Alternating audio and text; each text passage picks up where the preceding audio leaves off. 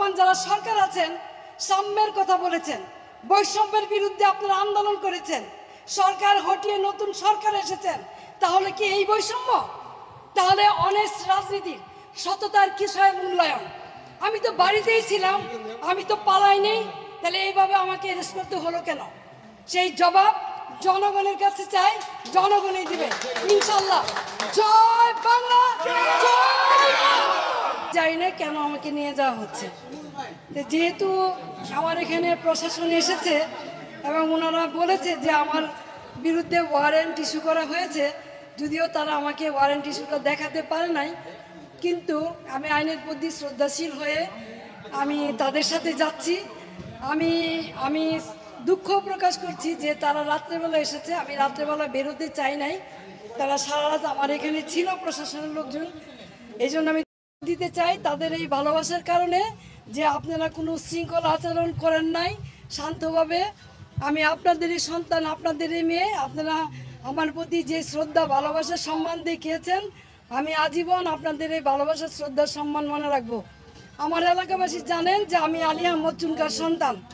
আমার বাবা সাম্যের রাজনীতি করেছে, দলমতের ঊর্ধ্বে উঠে রাজনীতি করেছে। আমি আলী আহমদ চুনকার সন্তান।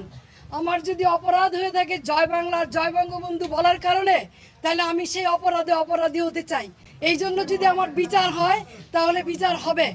কিন্তু নারায়ণগঞ্জ শহরে 21 বছর আপনাদেরকে আমি সেবা দিয়েছি, কোনোদিন কেউ বলতে পারবেন না দলের প্রতি আঘাত করেছি অথবা কাউকে আমি কোনো ধরনের বৈষম্য আচরণ করেছি। দলমতের ঊর্ধ্বে কোনো জায়গা নেই যেখানে প্রতিবাদ করি নাই। তৌকি হত্যা সহ সকল হত্যাকাণ্ডে যখন নারায়ণগঞ্জবাসী একদম চুপ ছিল, কেউ কোনো কথা বলে নাই, তখন আইবি আওয়াজ তুলেছে, এই শহরের মানুষকে কথা বলা শিখিয়েছে, অন্যায়ের বিরুদ্ধে প্রতিবাদ করা শিখিয়েছে। আজকে সেই আইবিকে কিসের জুলুমে, কিসের কারণে, কি কারণে গ্রেপ্তার করা হচ্ছে আমি ঠিক জানি না।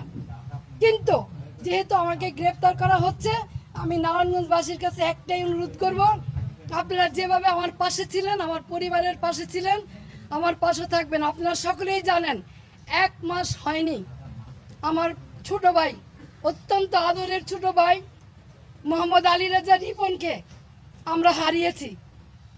আর সেই ভাইয়ের শোক এখনো বুঝতে পারি নাই।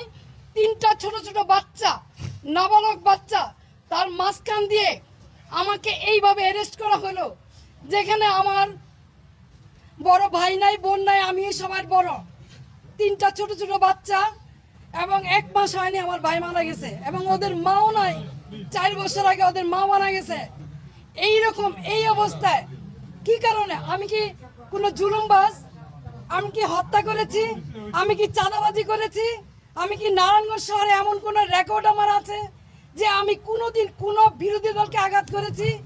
তাহলে কিসের জন্য, কি কারণে, কোন ষড়যন্ত্রের কারণে, কার সাথে আমাকে সরকার এসেছেন? তাহলে কি এই বৈষম্য? তাহলে অনেস্ট রাজনীতির সততার কিসের মূল্যায়ন? আমি তো বাড়িতেই ছিলাম, আমি তো পালাই নেই, তাহলে এইভাবে আমাকে অ্যারেস্ট করতে হলো কেন? সেই জবাব জনগণের কাছে চাই, জনগণই দিবে ইনশাল্লাহ। জয় বাংলা, জয় বাংলা, জয়